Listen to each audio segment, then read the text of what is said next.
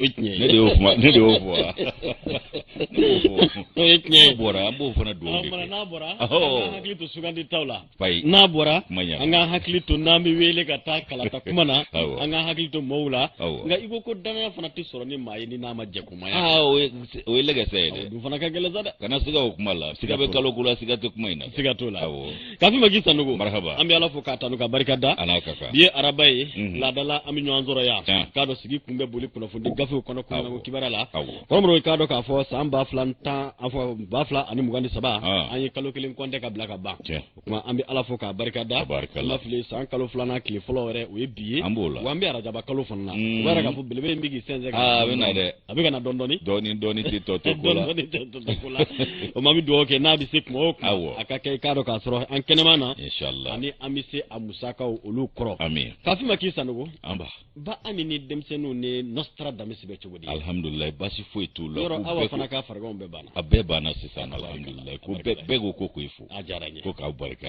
ko ka renouveau fo ka kanu ba jama kulu fo befu awo ka ami gindo fo koy parce que flani on a même tendance d'oublier que tu es vieux moko ouais ne o de fe ngotuma do la me do masafar de da to masafar de bito da en fait o beta mi amna attestation de reconnaissance ni yaf mala chesri la be gata di ami gindo ma voilà parce qu'il faut voir des vieux qui vivent pas qu'on considère que c'est des vieux il sera ga attestation de wulika jok sebenga dim fanama parce que benga wulika jola ama ke ngode na de ama ke go ibismillah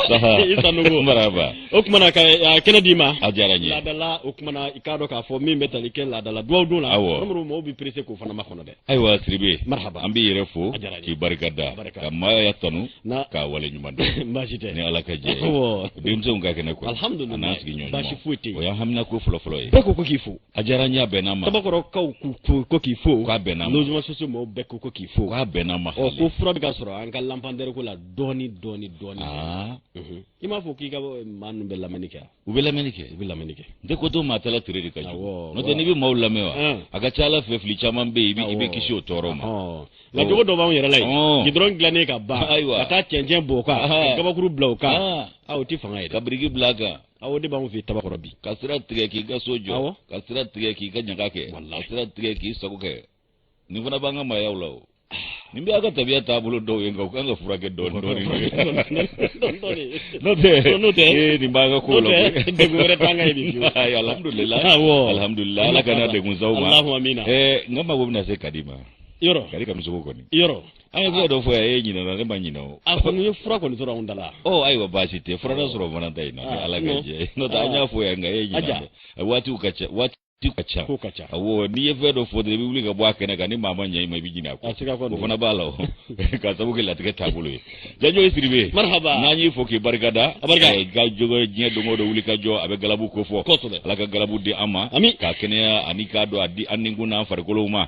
janjo ambo ala bayintanu ka bargada ni ga wale nyumando so fla masama na tanu kene mi ga rasulu be wale nyumando e ka bargada ne man kishi ba ma ala ko jidaka amma saw ko lufo sarade tambulo ka dulu masa kolini tanuni wali mando mana te mambe do ke ali bi ala ku bulu kan su ji ankoro ka bana koro ba ka jidi ke lafiola fu kanu soro mi mbu toro munu mbe chenso bada dali ala kan wo nanga bamba to bela jilenyi gwango gwa mana ke mamina par gwando wo magwando ala ka gwambela jile bashi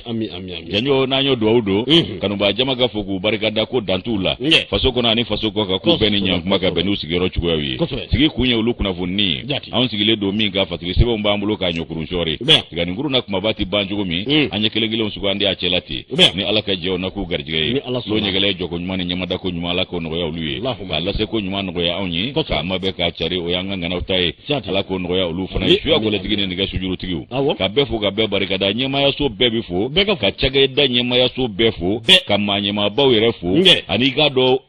minye kulum fachewu anga na nyina oluko de papa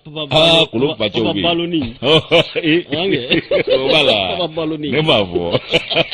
okuma jajo ko begi bismillah na zona masira kro kadu wati sira okuma anye ya fo tugumina mimbe talike sumani ku yake ga doy na yani anga do kono ka do mimbe ira balwa muso Fatima ta sanugo kufo ni ube mawadu jarasuba ala ikado ka fo ubamsu ka do aliko ndayana karitebeni Fatumata Sanogo ala fa ko boyama o kuma an bi duwawu kɛ ye ala ka da jama bɔra ka caya ka taa masigi ala ya barika yɔrɔ yɛrɛ balimamuso don wa min kunna tun bɛ an kanu kosɛbɛ Allahu akbar a tun bɛ renouveau filɛ a bɛ ten an kanu b'a di maakɔrɔ ka ca wallahi a bɛ i n'a fɔ Amadu Gayi Kante kosɛbɛ ale fana ka musokɔrɔba ala y'a fana miniji dɔgɔya nka a fana kun y'an kanu kojugu wallahi o ma an bɛ duwawu k'u bɛɛ ye sigida fana bɔra ka caya ka taa masigi an bɛ waati min ko sisan k'a dɔn tutaliw ka taara kɛ yen jama bɛɛ de bɔra ka caya o ma an bɛ duwawu kɛ bamatɔ bɛɛ lajɛlen ye yarabi kɔrɔ o kuma an bɛ don mbala kɔnɔ yan yɛrɛ de don y'a jira so yɛrɛ bina o kɛ de ye nin binakɛ ye dɛ an m'o fɔ n ye joona c'est ton béni o kumana n balimamuso taara ka si min to ala k'o di olu yɛrɛ ma ala kana tali du barika y'a fɛ ala ka lahara sɔn suma bara dali nɔgɔya n'an ka banbaatɔw bɛɛ lajɛlen jajo an bɛ se ka don n'ala sɔnna n'an bɛ don i k'a dɔn annonceur Dado kumanen ko pourquoi ne pas le dire ko ɲaarela kaburudon bilama o tuma ko denmisɛnkulu dɔw ko olu fana bɛ yen nɔ olu kɛn bɛ u damana maaw ye kɔrɔ i k'a dɔn Dado ka wulikajɔ i n'a fɔ i b'a fɔ cogo min a ti pan ko kunna k'a ka dɔgɔ wa i k'a dɔn k'a fɔ ko ti bonyana a ka jateminɛ o la wa a b'a sɔnni sigi fɛn fɛn k'a bɛɛ de ye tiɲɛ wulibali don dɛ wa bɛɛ y'an ka farikolo dɔ ye siga t'a la a k'an ka furakɛ a ko an ka taa ɲaarela kaburudon na kɔrɔ k'i b'a ye k'a fɔ k'an bɛ bali min na bi min bɛ denmisɛnjɛkulu dɔw ye sifinnakaw u bɛ fara ɲɔgɔn kan kɔrɔ o kumana a bɛ kɛ bɛɛ ka ye ni k'a dɔn k'a fɔ bɛɛ ka jateminɛ kɔnɔ o k'an bɛ donni minɛ ko bi ko ɲaarela k'a dɔn ko denmisɛnkulu dɔw bɛ fara ɲɔgɔn kan ni ka wulikajɔ k'olu boloda o ko kuma dɔw la u bɛ u yɛrɛ kɛ k'a dɔn k'a fɔ baraji baara ɲininaw ye wa dɔw yɛrɛ bɛ yen nɔ k'u bɛ laban ne ka taa bayɛlɛma i k'a dɔn k'a fɔ o kumana musakaw ɲinini na ko mɔgɔw hakilinaw tɛ kelen nin kulu ninnu na dɛ ko k'a sabu kɛ mun ye sifinnakaw olu de bɛ fara ɲɔgɔn kan kɔrɔmuru ko n'i k'a dɔn k'a fɔ suturalikɛlaw nana kaburudon na i b'a ye dɔw ta ye wulikajɔw ye olu na i k'a dɔn k'a fɔ o kumana kaburu yɛrɛ baaraw ni k'o kɛ k'o cɛsiri o ko la kosɛbɛ o ko dɔw bɛ a kɛ ala kama baara ye o ko n'a sɔrɔ dɔw b'a kɛ ala kama baara ye dɔw yɛrɛ kɛlen bila bɛ bi k'a dɔn k'a fɛ k'a kɛ ko wari ɲini yɔrɔ ye Dado ka fɔ la ko kuma ko i k'a dɔn k'a sɔrɔ jɛkulu wɛrɛ bɛ kaburudon in yɛrɛ kɔnɔ n'a bɛ ɲaarela kaburudon ko fɔ n'i bɛ don k'i b'a ye k'a fɔ o kumana olu jɛkulu u kɔni labɛnnen don ni ka tɔgɔ da u la olu ka baara bɛnnen tɛ foyi ma kaburudon yɛrɛ a bɛ se ka lajɛya ni k'a lasanuya cogo min na o bɛ sɔrɔ ni nɛgɛjuru sira minnu ye olu bɛɛ lajɛlen dantigɛlen don ni dɛmɛ minnu fana bɛ kɛ k'olu bɛɛ lajɛlen bɛ kɛ ni jɛya ye o kuma ko denmisɛnkulu minnu n'olu fana kɛ bɛ ni ka sɔminiko in na olu tɛ u yɛrɛ ye o association na wa association in fana tɛ u la kodɔn o kuma ko o kɛn bɛ i k'a dɔn k'a fɔ gɛlɛya ye bi k'a kɛlen don gɛlɛya ye gɛlɛya min ni maa tɛ minɛ cogo dɔn a la k'e k'a ye anw ka jamana o kumana bɛɛ kɛn bɛ ɲinini kɛlɛ ye nka taɲini bɛ ɲini ka jɔba i k'a dɔn k'a fɔ k'a bɔ a kɛcogo ɲuman na fo ka taa bila i k'a dɔn k'a fɔ su dayɔrɔ la o k'o kama sifinnaka minnu n'olu bɛ nin baara ninnu kɛ kɔrɔ ko jamaw kɔni ka yetaw tɛ kelen ye mɔgɔw ka hakilinaw tɛ kelen nin ko la nka a mana kɛ i k'a dɔn a minɛ o minɛna k'u ka kan k'a dɔn k'a fɔ ko kaburudon kɔrɔ ko ni yɔrɔ si tɛ kelen ye maaw kɔni da yɔrɔ don lafiya yɔrɔ de y'ale ye n'o tɛ an b'a fɔ ko ala ka lafiya d'a ma diɲɛ tusigi tɛ lafiya so ye dɛ lafiya tɛ yan labanso in de ye lafiya so ye nka n'o kɛra dɔw fana ka gɛrɛnsigi yɔrɔ ye ka t'o kɛ dɔw ka bandiya kɛ yɔrɔ ye ka t'o kɛ dɔw ka ɲinini jugu kɛ yɔrɔ ye fɛn min ye foro ye n'i y'a ɲini a kan bi sini a tɛna ɲini i yɛrɛ kan siga t'a la dɛ jagoya baw bila ɲɛ b'i kɔ don ɲɛ b'i kɔ o dɔrɔn de don o tuma k'an bɛ donni minɛ ko bi ko nin wale min kɛlen filɛ nin ye ko n'a bɛ senna a k'a ka kan mɔgɔw k'o hakili miiri a la ko lala don n'a natɔ la fura dɔ ka sɔrɔ a la n'o tɛ hali sigidaba fɔlɔ komi ni kaburu don jamakulu dɔw bɛ yen minnu ɲɛsinnen don jɛkulu dɔw de sigilen don u lakodɔnnen don bulusi b'a dɔw kan na dɔw yɛrɛ tɛ bulusi don u ka fɛnw b'u bolo u bɛ yaala ka dɛmɛ ɲini maaw fɛ sudonnaw fɛ ala kama o ala kama dɛmɛ fana bɛ kɛ ka kaburu yɛrɛ de saniya a n'a a ladonni baaraw bɛɛ lajɛlen kɛ o jɛkulu sigilen don o lakodɔnnen don wa hali tuma dɔ la ni ma wari di olu yɛrɛ ma u ka ko man gɛlɛn u bɛ tɛmɛ u kɔni b'a ɲini fɛ ala kama k'a fili bi k'a bɛɛ sini k'a bila i kunna ko n yɛrɛ fana ye don dɔ daba ye awɔ o jɛkulu n'o y'i bɔ a la a caman bɛ yen nɔ i ye min fɔ olu bɔ o jamakulu de la u bɛ fara fara ɲɔgɔn kan taɲina juguya ye tiɲɛ ye k'i ta ɲini fɔ fure la i k'a dɔn k'a fɔ Dado ko k'an hakili to an ka hakilina miiri k'a la minɛ yɛrɛ ma bɔ kɔnɔdimi bɔ tiɲɛ fɛ dɛ an k'a lajɛ ni hakili ye siga t'a la daro aga kuma nyana me indicateur de renouveau ta nya leta ibai ka fo seru jara ale kembe ka kuna foni mi nyi ka do farafina tomba o manyema do bi fe mi ko président de la commission de l'Union africaine Musa Faki Mahamat ale ku ya sugo doni kana anvea a sugo doni kana anvea kuna na jatemino ni kola shiruke nga bole ko kale nimisi wasara hali ka wasara ka foko nyeta munu sabatira mali franje fanga mauve ka kunshi ka do ka fo jamu fanga o la siginima kale wasara nuga ketae Musa Ikado Faki Mahamat nale Union africaine a président a commission Union africaine président ale koni nana bamakoya kana Ikado zole daya kana sikinyonya kumake ananga manyema ufe Musa Faki Mahamat akakle sabatama mina yonyeshi bamakoma akunye kana jatemine ke anga tabuluka anga Ikado franje fanga mauyu kandili minge bara utabulula mimbe franje fanga asenzani ngovo ngata kunje Ikado fanga hakika sigilila kale jatemine minye awasale kwa awasale do wakuye bara minge kaba franje fanga mau ko benimisi wasa kumbo wakale wasale do nuyi janyo masa ibai ka foko ni jekulu minfle no Union africaine na manyema ka sugo do ne kana anvea amega to nyini jama fe ni ashi sabanae tabi ba fulani muwansa no karango franje fanga damne ni fana kana se bima ale shi sabana ye ni abina zole da anvea o kuma na femi Union africaine kado ka fo ko femi ulu ye jekulu dosigi ko minye comité local mi mbongo franje fanga ka tabulu ulu kolosi afe o ko min sigira singa Union africaine fe adola ko femi kado ko isaka anana kana ko de nyenyini o ko ulu ka tabulu bichugomi anan ye ka tabulu bichugomi ay uli ka joke kasanga fanga blo o nala no primature anika do anga jamana nyema o daga rola ananga ministry fe mimba anga jamana wore ko nyaw nyana bo ani numbela jile nyonye kunungo taratado otuye franje fanga manyema ba aletaye colonel Asimu Goita ano ka nyanye ko nala Musa Faki Mahamat bole ko Ikado donki baro dilaw luye nyingali tengu anna koko kumana ko Ikado bulikajo ko uyenywa mfamu ka wulula tarela ko ni ale senya sabana ya asenya sabana miye niye kabitalike jabana la halawla kabi Ikado franje fanga sigili fuka na se bima iya no Union africaine aleni CEDEAO Nations Unies olu ye jekulu dosigi fuka franje fanga ka barata bulu koloshi ko o jekulu kono Ikado alena na jatemneke olu fe ko jatemi na yo ye ko kera wasafenye kabu foku barikada o tumana kani jabana nyema reka sigika kuma konnala aywa ko fenja ma Ikado daseroma Union africaine ka kunna nakana Ikado buni kolo bonyona franje fanga ka tabulu minu Ikado yenno bo olakaba adola ko ale jate mi kale wasara naye kwa ale njara ka sabuke ko nyeta be ka sabati doni anya fotugo mi ko awale obeka ke ku yenno mi mboka ba ko yeni misi wasa ko bay ale Musa Faki Mahamat bulo o kuma mi nye commission de l'Union africaine amanyema ale Ikado ka fo ayajira fana ku ka de medo nyonya ka bitu ka bitu nyeshine malima hakaja ango franje fanga manyema fana ale fana ila jini ku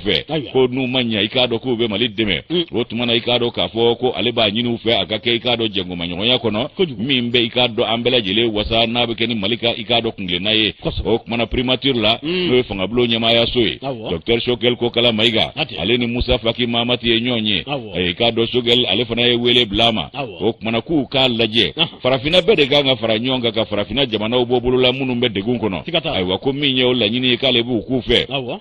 gouvernement munumbi nube Union africaine konala karuka manyema to ko yanu ka grende ke nyana jamana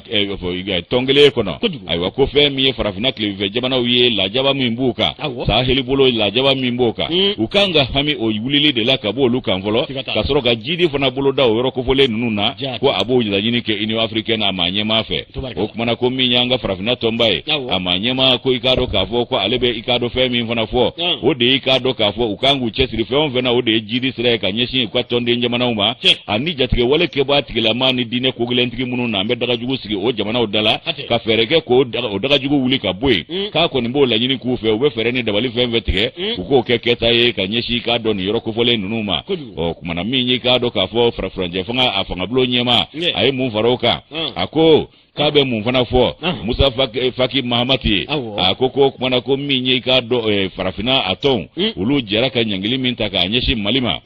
Union africaine abe o sembo la kata se imwa ani kado ka fo CEDEAO ma ali je tomba kulu bela jele greta taga nyeshi malima o ko mali be gele mi ngono no ye gele asigiro malo ye sa joli joli o konnala abilbele do ye kado lakana baliya ye ko kanga fere ni dabali betige ka deme do mali ma bise ga ire bo ko la chugo mina kale bo fana la yini ku fe ko ku ka keta ye o kuma la lakana ngo ikado kanga ku bela jele joro na ku ye o ko fe mi fura ne fanga afanga blo nyema ye ay la yini mu fana ke akaduna ngefe aya jira ulaka fo ku ye nyangili minta ka nyeshi mali deuma ani tabolo doma ka sera wuliyeti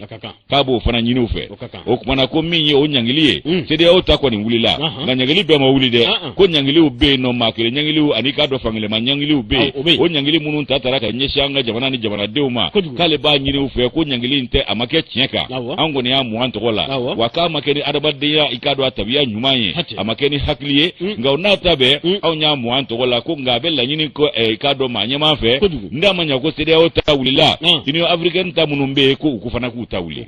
kabo onyini ufe afo wala sa ka mamunu no labanimbe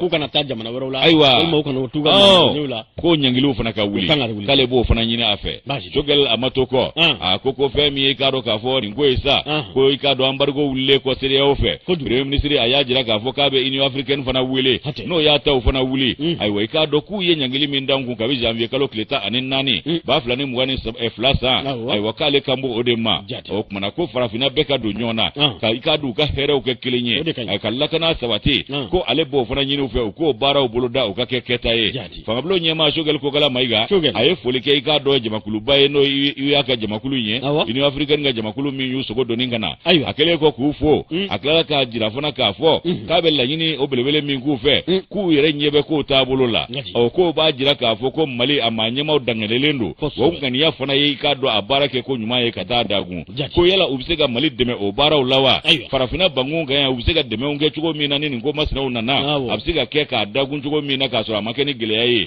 o kuma kabo fona nyini ufe aka jami nyi ikado ka fo nyangili dobe ka abe frege do ikado jamana ka jirila jamana de unga nyeta abe frege do la o ko nu yumire ola o nyangili be nyangili la mango taka ikado jamana o segere gele abe mununga chogel ko kala maiga akla ka fe jmenvo aya jira fona ka fo ko minyi ikado ni manyema ye ka be la nyini mununku ve ukani mbela jile tabala o ko jere sabana mini ikado kera groupe de suivi fe no sigile do ko ka franje fanga ka tabulu koloshi ko jere ko na la ko ni la nyini munungero ko na la ku ko tabala min kera ikado lome selta mo kalo kle woro ba fulani mugani flasana ko fona kono sebe ku ko tabala mali manyema o bamako kawo ani ka do jamana yere manyema o ulu bela jile ya jira ka fo ko o ko ni nafa ba ko o de be anga wa ulu sinzi yoro yo ko ku ko yoro jatemine seru jara ale kan nobla sewe na anya bo ni ka terka bidon boli kono en ka ter de renouveau ka bidon boli kono jajo kono hakila china kunye wala saka famu soro ala am do ke ka fo mi la nyini ka sika la sabata na le wasara anga tabulu yi on ma wasa nu tay folo de la nyini ko non wuli bayle makado na la sona ma ya wula me wasa ami wasa ikado mali horizon ne be mbulu mono ba no fe lamin bagayo ale kembe ne ka kalmu kala ne ka uta ro ikado ka fo mimbi fatoma abi kuma na fe minga bi oye ikado ka fo ordre muye architecture ye ko ulu ko nga faranyo anga kulu ko ukembe ne ka wuli ka jo ko ulu ke ko kalaba ku torolino ko dan kangara de dale do qu'est-ce qui bloque le processus unu bonyongo tiseka ke kele ni ko fo kele do kono ikado ka fo ko iyoma jamanaw olu bele jele farla nyanga ka tabulo ni ikado ka fo architecture olu yere ka bara ketaw ka dantige ka labe kono ikado ka fo ko bara mindo kunve bara te doni bara de do bagi kofe adogale sanduru ye ibi ni kala inke waka soroka laban tuguni ka ikado ka do amine kono mine mindo koromro mini afuma ko ordre ubu yere yo bara de kono atina fo na jare nyimi tika kai ko ka beni oye mali horizon lamin koko kuma anga tase ni sebe kala nyini na fo sebe kono mo anga fo sebe kalmu ya fo chumi ikado ko ut kala nyini ti dore oye anga jamana nyamo ko ka hakilna amerike ikado directive de lioma mi ni ube architecture kungango kibara ko fo ako kuma na medoni mina ko be olubi nyingali ke yela o kuma na ninkoi abalane do mi hali na soro ube ikado ka fo gbele munumbe ala udabe do nimbele dilela ko ikado ko soni ka sebe ratifier o ye i k'a dɔn k'a fɔ ɲɛtaa dɔ ye nka ka laban ne k'a kɛ sariya ye karamɔgɔ ko laɲini bɛ kɛ ka bɛn ni o ye i b'a ye k'a fɔ a bɛ waati jan bɔ a bɛ n'a fɔ ko ban i k'a dɔn k'o kɛlen don cakɛda la n'a bɛ secrétaire général du gouvernement ko fɔ parce que b'a ye kanto k'a fɔ kabi san 2013 ko Mali ye i k'a dɔn k'a fɔ i bolo bila sɛbɛn kan sɛbɛn min ni a b'a jɛya k'a fɔ kungilenna min n'o taara i k'a dɔn k'a fɔ ordre des architectes fɛ kɛrɛnkɛrɛnna IUMA jamanaw kɔnɔ o tuma n'o bɔra u ka kɛ kuluba kelen ye bɛɛ lajɛlen bɛ se ka baara kɛ i k'a dɔn k'a fɔ jamana wɛrɛw la i n'a fɔ anw da bɛ se ka taa jamana wɛrɛw la cogo min na ko laɲini kun ye u ye nka ko jamana tɔ bɛɛ lajɛlen y'i ta labɛn wa bɛɛ y'i ta i k'a dɔn bila minɛn kɔnɔ k'anw ka jamana ko balan don bɛ a ko la dɛ parce que b'a ye kanto k'a fɔ ko avant projet min ni ale tun bɛ nin ko in ko fɔ n'o ye a transposition baaraw ye olu baaraw bɛɛ lajɛlen sɛbɛkɔrɔ kɛlen kɔ fo ka taa se i k'a dɔn k'a fɔ kɛrɛnkɛrɛn conseil des ministres la k'olu bɛɛ lajɛlen latigɛ k'a lajɛya i b'a ye k'a fɔ o kuma ka bɛn ni i k'a dɔn taalenw ye ko sɛbɛn k'a kɔ segira tuguni ko sabu ye mun ye jɔn de bɛ ka tɔnɔ sɔrɔ nin na jɔn de kɛn bɛ ka kɛ balan ye i k'a dɔn architecte ninnu olu la k'e ka sabu kɛ mun ye kɔrɔ ko ninnu jɔda ka bon baara la n'o b'i k'a dɔn dugubaw dilanni ko fɔ u jɔda ka bon kow la ko minnu n'olu b'i k'a dɔn k'a fɔ o kumana sariyaw labatoli ne ka o ko fɔ o k'i b'a ye k'a fɔ nin cakɛla ninnu n'o ye architecte ye o kuma ko olu bɛ gɛlɛya min kɔnɔ bi ko a ka kan gouvernement ka kala don a ɲina ka bɛn ni a ye wa jalaki bɛ se ka ɲɛsin yɔrɔ min ma kɔrɔmɔrɔ cakɛda min n'a bɛ secrétaire général du gouvernement ko fɔ kɔrɔmɔrɔ ko kuma ko jalaki bɛ se ka ɲɛsin u ma dɛ k'a sababu kɛ mun ye ko sɛbɛn labaara la ka taa ni k'a k'a dɔn k'a fɔ a ko bɛɛ lajɛlen sigi sen kan ni ka laban tuguni ka lakɔsegin ni ka o ko fɔ kɔrɔmɔrɔ ko kuma ko yala o dun kun ye mun ye ko k'a sababu kɛ mun ye kɔrɔmɔrɔ ko u bɛ dekun min kɔnɔ bi olu tɔɲɔgɔnw n'o ye Côte d'Ivoire jamana Sénégal Niger ninnu bɛɛ lajɛlen bɛ se ka u ka baaraw kɛ i n'a fɔ anw ka jamana kɔnɔ cogo min wa u bɛ se k'a kɛ u yɛrɛ ka faso jamana na ten nka ko anw ta ko i k'a dɔn balan bɛ u ka ko la ko balan kun ye mun ye ko don sera ani kuma sera bi olu ka diɲɛmaa ladɔnniya ne ka bɛɛ lajɛlen lakunnafoni k'a fɔ ordre des architectes du Mali kɔrɔ k'u bɛ dekun na u bɛ gɛlɛya la k'a dɔn secrétaire général du gouvernement kɛrɛnkɛrɛnna ko kabi san caman k'a dɔn ko min bɛ tali kɛ réunion interministérielle yɛrɛ kɛlen kɔ sɛbɛn bɛɛ lajɛlen labɛnnen avant projet ne ka transposition n'a texte bɛɛ labɛn i n'a fɔ IEMA ka directif olu lataamanen kɔfɛ ko en novembre 2021 i k'a dɔn ko ka bɛn ni o ɲɔgɔnyew ye ordre des architectes du Mali i k'a dɔn ka bɛn ni premier ministre yɛrɛ fana kun ka wulikajɔ ye ko baara in bɛɛ lajɛlen kun banna ka ban koyi a tɔ kun ye a ka tɛmɛ i k'a dɔn k'a fɔ conseil national de transition walima assemblée la dɔrɔn walasa k'a kɛ sariya ye sariya min tun bɛ u la yamaruya u ka se ka i k'a dɔn k'a fɔ ka baaraw kɛ nka fo san 2016 olu baaraw bɛɛ kɛla ka fɔ se bi ma so 2017 février kalo tile 17 ko sɛbɛn ka tilara tuguni ni ka lasegin ko i k'a dɔn k'a fɔ nin sɛbɛn k'a tɛ ka taama mun na ko ɲininkali bɛ a la u de y'a to u ye ɲɔgɔn ye dɔ kɛ i k'a dɔn alamisa tɛmɛnen u ko u bɛ jamana ɲɛmaaw ladɔnniya ka jamana denw la kunnafoni ka laban ni ka wele bila jamana marabaaw ma k'a fɔ olu dabali bannen don olu kamana gannen don ko k'a sababu kɛ mun ye san caman baaraw ɲininen kɔ k'u lasɔrɔ san caman i k'a dɔn nin cakɛla ninnu kelen k'u fara ɲɔgɔn ka kɛ kulu ye ko o ko n'o o ka kan ka sigi i k'a dɔn jamana architecte ko la ninnu de kan ka ɲininka wa ninnu de bɛ bilasiralikanw kɛ nka ko olu bɛ bali mun na bi o de ye k'a fɔ baara ye i k'a dɔn ŋaniya juguya ta bɛ k'a sɛgɛrɛ wa walima mun na olu minnu ye architecte ye olu ye baara ye ni k'a kalan ka laban k'a kalan ni jamana ka se jamana ka dɛmɛ olu kuma mun na u kan ka se ka i k'a dɔn k'a fɔ jamana nafa ani jamana kan ka nafa lasɔrɔ u ka baaraw la kuma min i k'a dɔn k'o kɛn bɛ a damana jɔsen ye n'o kɛn bɛ i k'a dɔn balan ye ferege d'u ka baara la dewu ferege donn'a la kɔrɔmɔgɔ ko nin min filɛ o ko olu kɔni bɛ wulikajɔ mun ɲini min kɛ bi o de ye k'a fɔ maa minnu n'olu balo bɛ nin sɛbɛn in na maa minnu dɔnko bɛ nin sɛbɛn in na i k'a dɔn secrétaire général du gouvernement ani ministre minnu n'olu da bɛ nin ko in na fo ka se jamana marabaa yɛrɛ ma k'u ka fɛɛrɛ kɛ i k'a dɔn k'a fɔ balan minnu bɛ yen u ka bɔ ni balan in ye i k'a dɔn a ka bɔ yen walasa u ka kow ka sigi sen kan k'e k'a lajɛ u ka jɛɲɔgɔnya ani kuluba min n'o fara bɛ ɲɔgɔn kan farafinna tɔgɔ la ko a ma ɲɛmaaya tun kan ka di Mali ma san 2023 min ni an b'o la bawo présidence ye tournante ye anw dun ka n'an ma kunnaja anw ka sariya kisɛ latigɛlen an ma latigɛ o b'a yɛrɛ k'a fɔ a bɛ wajibiya ka pan kunna hali ɲɛmaaya dira u ma o t'anw sigilen kɔ kunna jɛgɛ tɛ kɔ min na a tɛ sɔrɔ yɛrɛ an bɛ se ka kalakari an yɛrɛ tɛ se ka sɔrɔ parce que a sariya a kɛn tɛ sariya kɔnɔ an tɛ sariya kɔnɔ wa o ma ko gouvernement sɛbɛn i k'a dɔn cakɛda min ɲɛsinnen don gouvernement sɛbɛn ɲɛnabɔ ma koromro ko ka soro kambi mali kura de kono ango ko ka ke jeleya la na ka ke akuma mali kura tabulu kango tanga bo ukono ikado mamiye a jakulu nyamai no ordre des architectes du Mali ni ube shaka soibu e kante kufo ako ko ulube ikado nyama ladonia ni ka jamana den kuna funi kalaba ni ka jamana marabaw koromro mamunu ye ko latike baw ye abse ke do te do kalama ala ko min ngeledu ikado ka fo hali nyanye mi no kanga na keteliala akanga ke bumako ya walma wagadugu ni bumako dunde sariya kono alaba ikado ko ye wagatai ambe kila ga tansigi no ko ko make ka kila tuguni ka tamani matako kei sabu anta kono ka sabu ke ikado secrétaire général du gouvernement oluka ikado taniga tini fi min bala o tifo wa san joli o sata soro depuis 2013 fobi sa kon ba soro fiyan o laklina ni sebe sogolo jogo mai aka vo ay se kata sogolo kanya ara ku sogolo la ka laben ka ta ka teme conseil des ministres la kanga na munye fonye folde ka ko yo de foya ngo ordre de médecin umbi ordre de pharmacie umbi ordre chama mbadi bi nunu munanu tenu nga ordre bla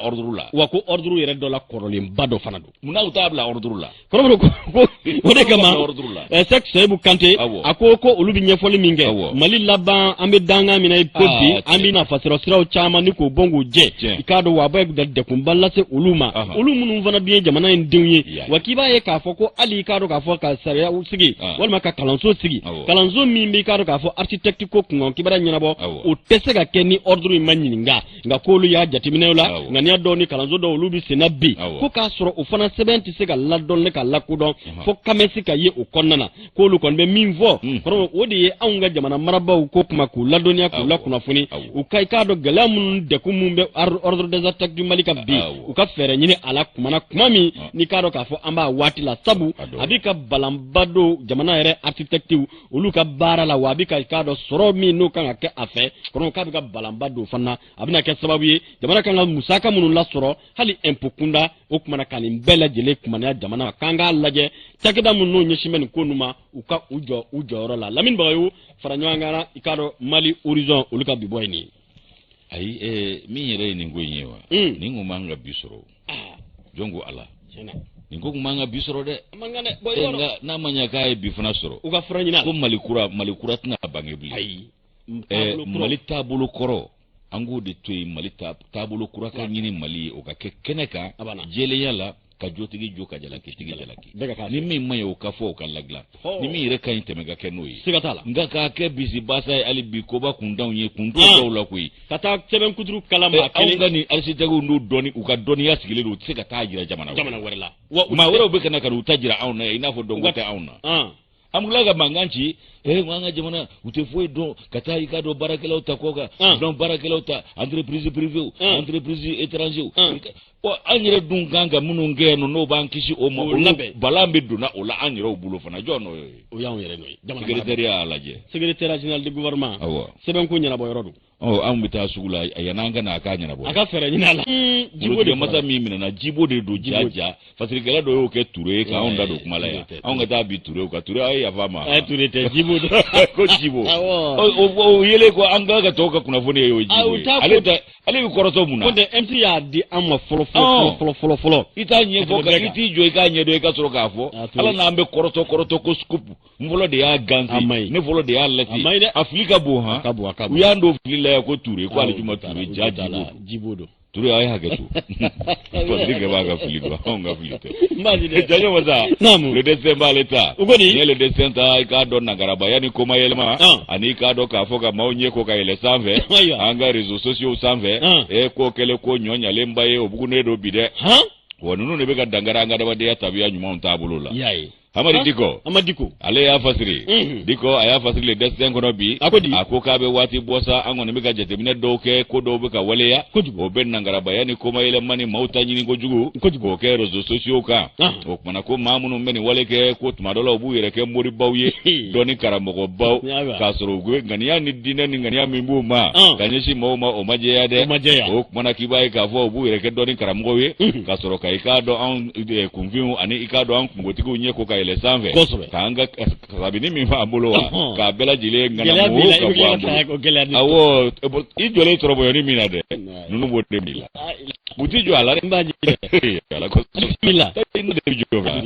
jema masa ibaye ka fo ko ningo munu mvleni awo ko ni maa ninnu ka taabolo i b'a ye k'a fɔ ko a kɔni k'a dɔn ka taabolo cɛjugu don ŋaniya juguya baaraw don ko i k'a dɔn nin bɛ i k'a dɔn k'a fɔ nimisi ne y'a fɔ dusukasi ko bɔ a dusukasi ko o bɛ bɔ mun na ninnu bɛ ko min ta ka jamanadenw sɛgɛrɛ hakaja u bɛ baara minnu kɛ wa u b'a bɛɛ lajɛlen kɛ kunnafoni cɛri siraw de kan u kɛlen bɛ ka i k'a dɔn fɛn min bila sen kan bi ko web tv o web tv ani i ka page facebook kalabanjiya ni nagarabaya in bɛɛ lajɛlen bɛ kɛ o de kan i k'a dɔn k'a fɔ ko kumana fɛn min i k'a dɔn ninnu filɛ hakaja ko maa caman bɛ yen u b'a dɔn olu bɛ taama nin yɔrɔ ninnu na o kumana u bɛ t'u ka kalabanjiya fariw da yen nɔ ka ɲɛsin nin kɛwale min filɛ nin ye ko ni lakilenni ma kɛ kunnafoni baara taabolo la hakaja minnu b'a cari kunnafoni cari sira fɛ n'o ye labanna kunnafoni cari sira ye ko suran fiyɛ laban bɛ dugu jɛ an bolo ko escroquerie ko ɲɔ ɲalen dɔ bi fo k'o kɛ jago ye min ye k'a dɔn maa dɔw bɛ yen u ŋaniya man ɲi u diinɛ man ɲi wa u ti dɔwɛrɛ dɔn ka maaw ta ŋanamu k'olu de bɛ tɛmɛ sanga ni waati nin jabara ninnu kan n'o ye plateau ninnu ye ko web tv u bɛ tɛmɛ o plateau minnu kan i b'a ye k'a fɔ janɲɔ masa u t'u yɛrɛ kɛ i k'a dɔnni karamɔgɔbaw ye k'a sɔrɔ u bɛ ka dankari diinɛ yɛrɛ la ani maaw ka faamuyali min bɛ diinɛ kɔnɔ an'an ka adamadenya yɛrɛ taabolo u bɛ ka dankari ninnu na u bɛ fɛn dɔw fɔ ko maa tɛ se ka sigi ka miiri n'a ye diɲɛ kɔnɔ i t'a bisigi yɛrɛ latigɛ yɛrɛ kɔnɔ i tɛ min bisigi dɛ olu ko k'u b'o de kɛ o kumana k'u bɛ fɛn dɔw fɔ a dɔ la k'a bɛ i k'a dɔn maaninfin guwa i kamana la u bɛ fɛn dɔw kɛ ka ɲɛsin jamanadenw ma maa minnu bɛ n'olu hakili ka fiyɛ janɲɔ masa u bɛ se olu la dɛ k'a sababu kɛ mun ye ko nin min filɛ nin ye k'i b'a ye k'a fɔ ko nin kɛn bɛ barodala kumaba ye bi a kɛn bɛ sigi ka kumaw ni hakili falen kumaw ye bi ko laban ta min yɛrɛ kɛra k'o bɛ jɔn de ko fɔ ko sali ka yaku ne yɛrɛ tɛ nin dɔw dɔn ni réseaux sociaux tɛ ne ma deli ka dɔw tɔgɔ bɛ diɲɛ kɔnɔ ko sali ka yaku ko bɛ mun kɛ o ko ani i k'a dɔn a ka ɲɔgɔlɔnbɔla dɔ bɛ yen ko orni ko ninnu ye ɲɔgɔn sɔrɔ i k'a dɔn plateau dɔ kan ouverture média k'u ye ɲɔgɔn sɔrɔ o plateau kan ko sali ka yaku ye mun fɔ k'ale bɛ se ka maaninfin ta ka bɔ Paris ka n'a cogo Bamakɔ yan a ma pankurun ta Allahu akbar ale yɛrɛ bɛ mun ɲini o la mais sigo e tɛ sigi sigo revoir sigolakallaw fɛ a bɛ se ka kɔrɔ solomana ɲuman na sigolakallaw fɛ a bɛ se ka kɛ nka an ka ɲɛnamaya yɛrɛ ta gale dɛ kɔrɔ bɛ dali ɲininkali la ko sigolakallaw fɛ dali a bɛ se ka kɛ mais ɲɛnamaya yɛrɛ ta ala jɛrɛ a ka lajɛ dɛ ala kosɔn a ko fari e kɔrɔ solomana barika ala ye wa ko min ye k'a dɔn ale ko k'a bɛ se ka maa bɔ Paris ka n'a cun Bamakɔ yan ka sɔrɔ i ma pankurun ta ayi tɛ bolifɛn yɛrɛ ta fiyewu o kumana ko comédien orni i b'a ye k'a fɔ ko o kɔni i b'a ye k'a fɔ o bɛ taa ka segin a ko kan ko o yɛrɛ ye kale k'i siɲɛ ko a ye jinɛ jira ale yɛrɛ la jinɛ ale y'o ye ko sali ka yaku sababu la k'ale ye jinɛ ye wa ale ni jinɛw bɛ maaya la bi cɛ jinɛ bɔra ale b'a ɲɛ o kumana ko sali ka yaku sababu la k'ale ni jinɛw bɛ maaya la bi ale ye jinɛ ye ka jinɛ dɔ sali ka yaku de bolo hali ni jinɛw bɛ dute min ɲɔgɔn fɛ kari o kari cɛ an bɛ taa b'o ye tiɲɛ yɛrɛ la parce que jinɛ dute min yɔrɔ milimɛ kɔni ko ko n'i sera États-Unis ko États-Unis bɛ yen i yɛlɛn n'o kan i bɛ mɛlɛkɛw tɛ suru kan mɛn nka i ni jinɛ ka dute min f'an ka taa nin lajɛ o kumana orni ko kari o kari k'ale ni jinɛw yɛrɛ bɛ dute min o tumana k'ale b'o fɔ k'o danganiyaw kan ni k'o perepere latigɛ o tumana ko ninnu bɛ ka i k'a dɔn dankari anw ka faamuyali de la k'an ka dɔnni dɔgɔya wa anw ka hakili jagabɔ cogo min o ɲuman min b'an bolo u bɛ k'o dɔgɔya de o kumana ko Marutolo k'o fana ye dɔ fɔ a ko la tuma dɔw la ko Marutolo de la k'a fɔ k'ale ni mori dɔ bɛnna k'o morikɛ arijinɛ jira ale la k'a to diɲɛ na yan cɛ e ɲɛ b'a la ni maa ninnu bɛɛ bɛ Mali la Mali bɛ ɲɛ nin na mais tiɲɛ yɛrɛ la nin ye kabako da ye o ko Marutolo k'a ye morikɛ ye arijinɛ yira ale la k'ale to diɲɛ na yan nɔ ko o don kama arijinɛ kɔrɔ k'ale Usumani Madani Hayidara yɛrɛ tɛgɛ minɛ ni k'o yigiyigi ko a n'a yɛrɛ ka cɛkɔrɔba o min fatu kuma mɛnna Marutolo ko ten kana an ka kuma kɛ an ka sɛbɛn fo i b'o kɛ jajo Marutolo ko ten k'a n'ale yɛrɛ ka cɛkɔrɔba min fatu kuma mɛnna k'a n'o fana ye ɲɔgɔn ye arijinɛ yɛrɛ kɔnɔ ye feere tan na k'ale bolo ka taa ni mɔgɔ ye alijinɛ la maa t'a fɔ kari bisimila o ka ca bi ko ni ɲɔgɔlɔnbɔ ani ni k'a dɔn k'a fɔ yɛlɛko kuma minnu filɛ nin ye i b'a ye k'a fɔ ko o labanna jɔn ta la ko musoba dɔ fana tilara ka poyi ko Hatuma Jime hatuma jime ko fana yemso baye min poira ko fana ko e ko dongo bale la de ani polosu ka le wele ka sima koro ya si polosu e dongo tigi wele jona o kuma hatuma jime kale fana temana iga do kuma so dawla ani jabara ni web tv nun doga ka ere kofo polosu ya le wele ale ere tara kata ere kofo ka ere mangutu e kale bisi ka iga do wari bugu ka chaya ale bisi ka wari bobo chugo la bela jele bangi ere wari ayi nyagamin ta la wa fo biere fana te ni je munga ngono aya jira ka fo kale bisi ka wari bobo chugo shiku bela jele na ko na folo mugu wa ko ala yo gundo de ale hatma jimema o kuma na ko ni be jumenye kunvin ko do ani mamunu ye kungutigiw ye hakili ferene tigila maw ni bebe ke ka an nagarabo ya ta ka an de sigere ka koma yele maw ke ka an sigere wa bebe ke akama ni bike réseaux sociaux kan bi ko fana janyo masa an hakili to ayela ay wa ko minye ka do jamana de chama ye olu ko ni ba ye ka fo ko olu ko ni e ka do gwele ko minye ka do draman dumia dengoro ko ta dugura jona enga unaga wari muguba anaga wari baile ma do dambe ba ko kura lise la bi ko komake ana warke ka yifa ha kasura de okera fe ka bawo de goro bulu ada fa ka kasubo be fa war bula nu bi se wari england na munami ta preta fmi ni banque mondiale ni fauna u ka aburundu dron ay u kasinga faramalien glani abana ni faramalien ko sida mo ma glaw dina u ga glani jom siga avoki bi ka sharia ko ma shiti ka entre fana nyinoka aw rega glani dina vona tana na amina na ulu mo te wala ulu tifem ko wala ayere ne gedda ni tine war janyo masa aywa ko dengoro no ikado draman dumya dengoro kale ta kunye ikado ale takera ikado benyena ya ale fana ko kale wari bamayele maye biede bangi ababo ka to ababo bochugo bela jelena okumana kambe yoro mi ko bi ale dambe bama okura lisila no kasubumbaye okumana ko minye escroquerie ka nyo bi anga réseaux sociaux ka nga minye ka do ka foni ngoy ko na malaje ka do ka dinere ka do ko oja ko o matarafa ni ko ka do o kana ko ibaro ko damna karala de ame dine kana chugomi kanga nga tegela ngulo mfana kanati sabu ni ngo be digi mayoro be ke olu de mama go be warla jona ni ko wari ile mana mama ko be wari ile maka bugu ka do ka fo fandama akoni jigi be dai ka o escoro ya ka nyonya le do bi o mana ko abna ke fiya ya nga dine ani dine family chugo ya ula ay wa ko ni godo mbali munu vle ni ani hine bali makare bali munu vle ni ko yanu ka dangari ma chamana yani ma chamanga uga ko ka ma bonene anu be ka mawjoli kene shuruli minge ka o fana lajo ko wuli ka joka ke jona yani ka do akuka ta ka dange amari diko ni ale ga nobla siwanya bole desse ngono ka video mboli do ko salika yakute ko sakila yaku sakila yaku oh sakila yaku do sakila yaku sakila yaku do salika yaku sakila awo ko sakila yaku hagato sali hagato sakila yaku do sakila awo o yere do jati odo bena ni mai ga bo wo kaso ima panguruta ite bolifenta ima wotise nega soma ayi alitini sena ibi nyetu kuduro bi ni resro baba ko yanno no ali forli ki pampari ki chumba mako don tay wari ale tay wari bugu bay ka abama yelema ne wakili ni sambake million kile ka no doy be do amaire do ito jena ka do aldine ko wala kasinga tani original lati ta mawla je ta visiter andu kana andu ya me ko mama jeli ka ta ka sigi yini jati te benu num forile salika ya sakila ya gube ma voyage ima bulvenda atuma jime be ya mala wari gla ma marutulo ko murge o be mala do ka murge odi bi mata original na fibe bani ye no ka klaka o basite bani ngon bambulo ya ala kana fatu sana nganda do atara fe mi ngar jine ko no folo kaso marutulo ko daraka o mana mi nye ikaro ka fo hatma jime o fana tay war mu bo ma do na sasa nanga si jombe fa kaka na jona akase na tida kono mo ikaro ka fo hakila critique la mo o kanga sega wuli ga joga ni ngola o nubi se mina sakila nye dugudo de ya sakila na ke duguye walma naga asoma doy am ballaka wulide ni nugo tan numbo fano sari ka baligu ye kwa me tiere ni tv de nodo me ya yi kamana gongo ere no ma cité som kade ni numble ga jawara na ga do tara an ve ga to bananga bu ko alebe musu koroni shi bine lawle doni min balela ado kama nga manyema ko ka jemun ka ire kana ajemun ga masna kana kan fefi manyema ire ko ku kamea ko muso ko woni bine sini bine osi bine kale bo la jokela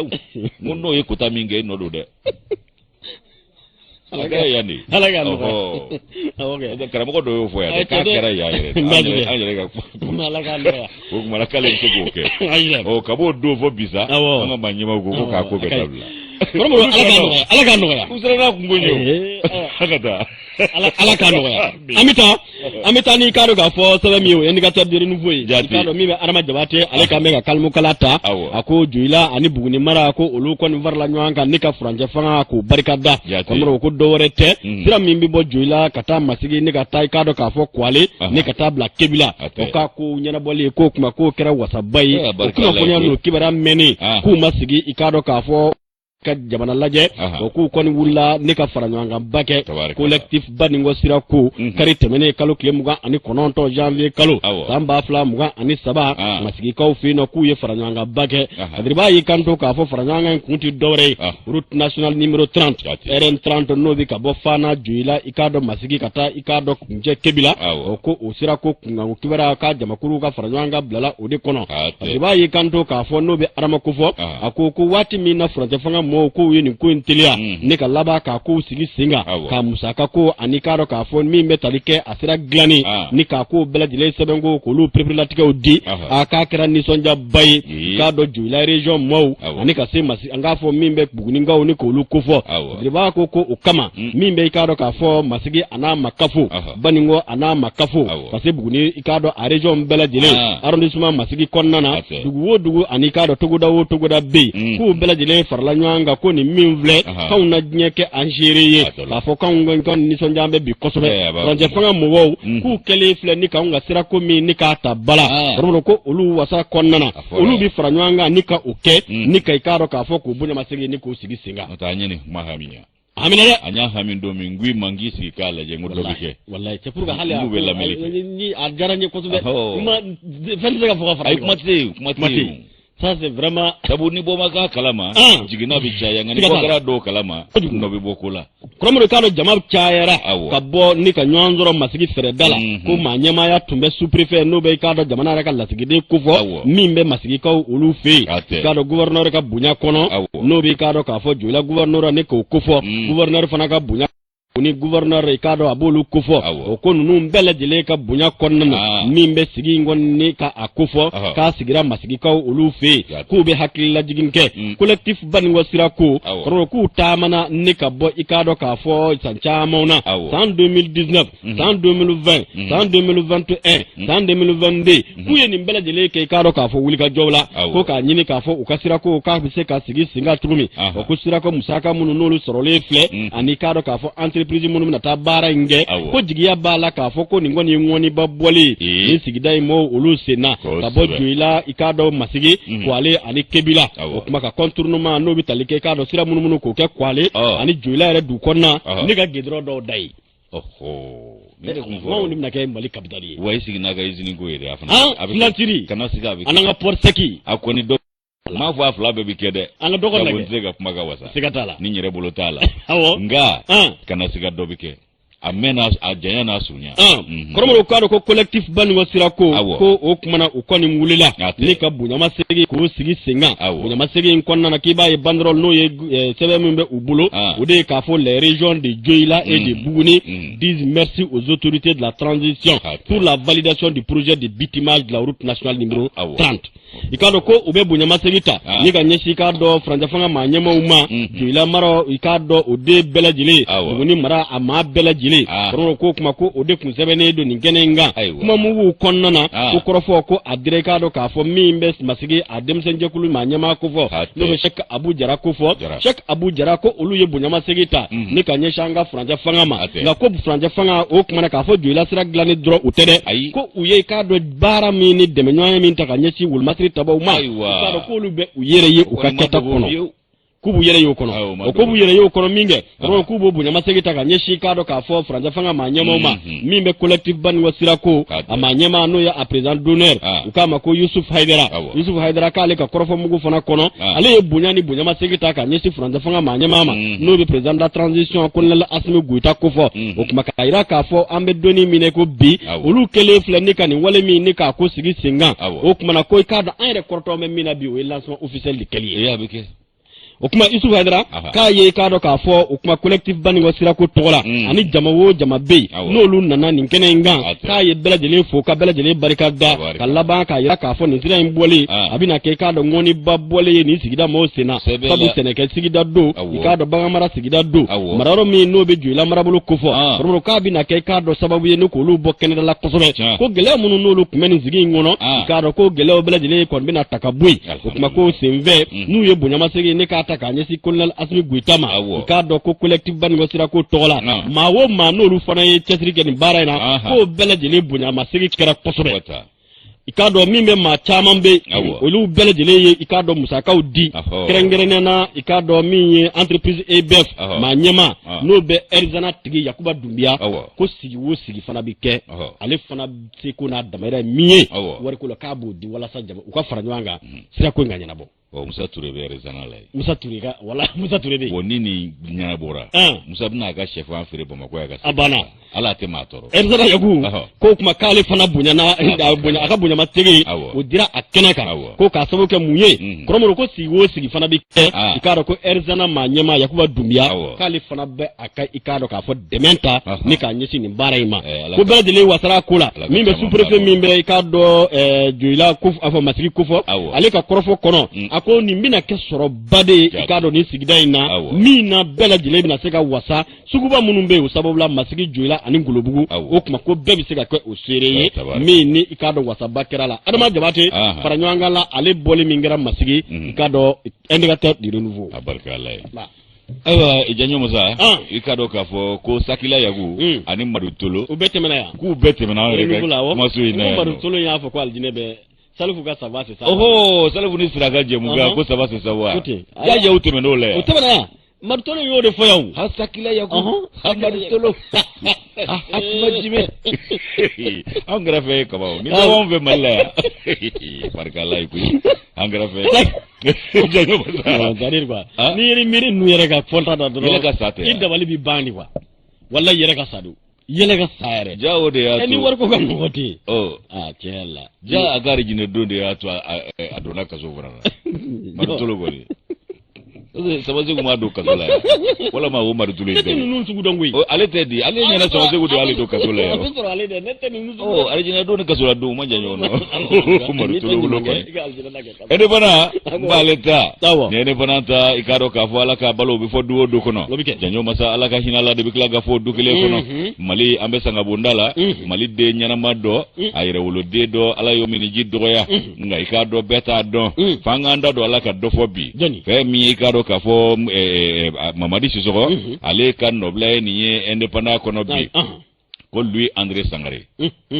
Louis André Sangare ni bɛɛ lajɛlen b'a dɔn Louis Sangare la a yɛrɛ bangena i b'a dɔn k'a fɔ utu kalo tile 29 32 san n'o ye 1930 ye a kɛra Isufu ka dugu la n'o ye Kati ye o kumana i b'a ye k'a fɔ ko ale kɔni miniji dɔgɔra ka bɛn ni janvier kalo tile 30 tɛmɛnen ye Janjo Masa 2023 san in na a kɛra Lamerikɛn jamana la Washington DC i k'a dɔn k'a fɔ Janjo Masa ko min ye nin maa kofɔlen ye k'a tilalen ko a ka kalan na kalan hakili feerenenya kalan a ko ye kunkɔrɔta ni wasa bɛɛ sɔrɔ o kɔnɔ Université de Sorbonne o bɛ Faransi ani k'a dɔn ICLA o bɛ États-Unis ayiwa ko Modibo Keita a don kama Ala ka hinɛ a la o ye jamana a maa ɲɛmaa ye o y'a wele i k'a dɔn ni kana a bolo don baara la a y'a sugandi ni k'a kɛ général ye min bɛ Mali a baara fɛrɛ bolo da cogo ko fɔ n'o ye plan ye k'a ta 1962 la ka n'a bila 1964 la i k'a dɔn k'a ye baara kɛ o kɔnɔ Modibo bolo a ka sugandili la Modibo Keita o ye danaya d'a kan k'a kɛra i k'a dɔn sababu ye ka wulikajɔ kɛ ka fasiri caman kɛ ka ko caman labɛn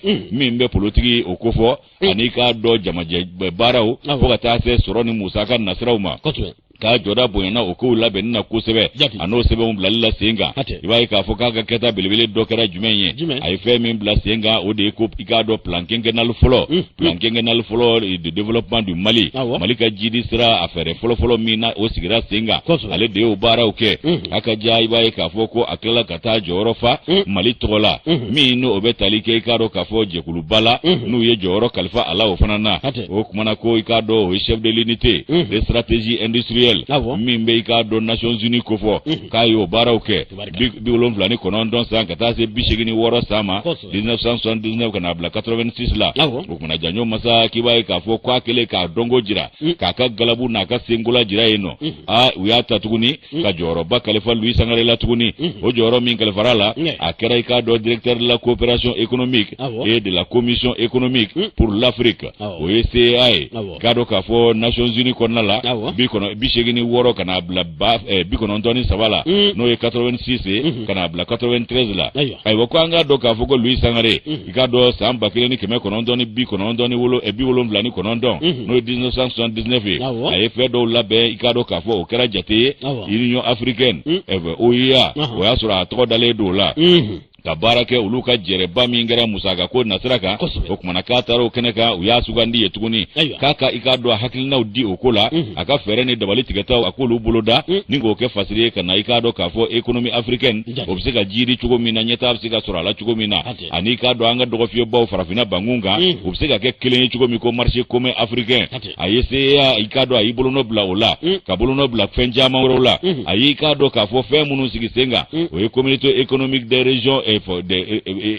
communauté économique régionale d'approche gado ka foko multisectoriel ale yo bara obulo da farafina bangun kan yanno wa klala ke ka do fe do sigisenga mimbe ka do farafina ere ka duro ko nyona ananga do nyona ni ka do jagoni jago manfla ni nyonche ayo bara ofuna ulu bulo da o kwa koni yo bara obege ka soka ta sengina fiye bola ala ta le sengina fiye bola kama lafiya soro koi sabu ni ala dondo kalifala okmana shi bara do amma lafiya soro sangani wate abe wele ko consultant bade kundo je ko ba ni do musaka ulu kuma foro bawla ku ba wele comme consultant adongo bala o mana ko min ye jiri sira e musaka ko na sira fe ani fere tigata o munun be jiri ko fo farafina bangunga ka joda buena na ko sebe wa ka fere tigata ulu de ba mulo ka barake chama o mana ko min ye ka do ko min farafina ere musaka ko sigili senga ko fondement économique des états fédéraux en Afrique de l'Ouest no yanga kleve jamana wi ale ni bara nunu mbulo da kasoro ka fo ka nga do nyona farafina bangu munun ni wala wu ke sigi nyoma wi